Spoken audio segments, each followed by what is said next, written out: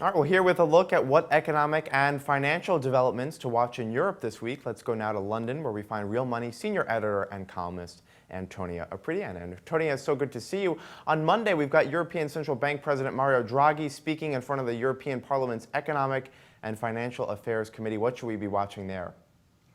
Yes, good to see you too. Mario Draghi is under pressure from a lot of sides. There are those who hate quantitative easing, such as German officials, who say that it's too much and that it's basically encouraging countries that have debts to keep accumulating debt, and those who say that he's actually doing too little, such as Italy and Portugal, and obviously these countries would like the ECB to buy even more of their bonds. So on Monday in Parliament, we will have to see how Mario Draghi behaves under crossfire, because members of Parliament from both sides will be present. And also, he was criticized by bankers, especially those in Germany. Deutsche Bank especially criticized him for keeping interest rates so low, even on negative levels for deposit rates, saying that this affects their profitability. And Mario Draghi, in a speech earlier this week, replied that in fact Europe has too many banks which have too high costs, and this is what's making them unprofitable, not the low interest rate level. So Monday's hearing in Parliament will probably be extremely charged. All right, let's fast forward to Friday. We've got eurozone unemployment data for August. What's the consensus there? Yes, well, you see, this is an area where it looks like the ECB's quantitative easing policy is actually working, because unemployment has been at 5-year low level in July.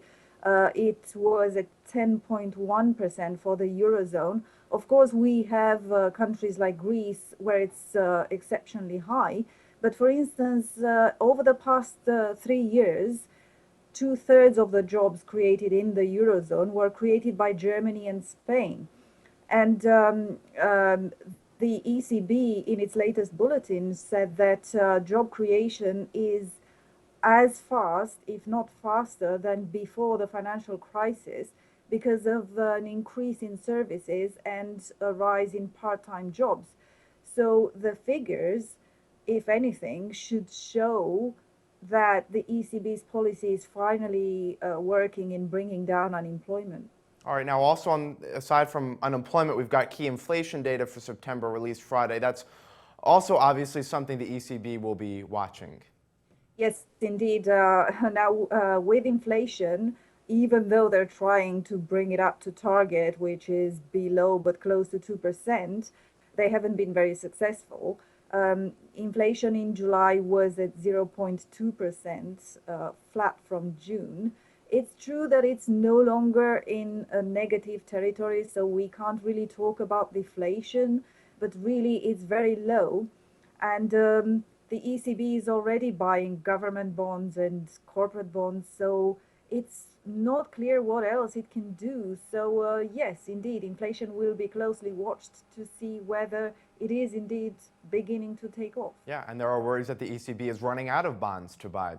All right, Antonia Oprita from Real Money in London, thank you so much for joining us. Thank you.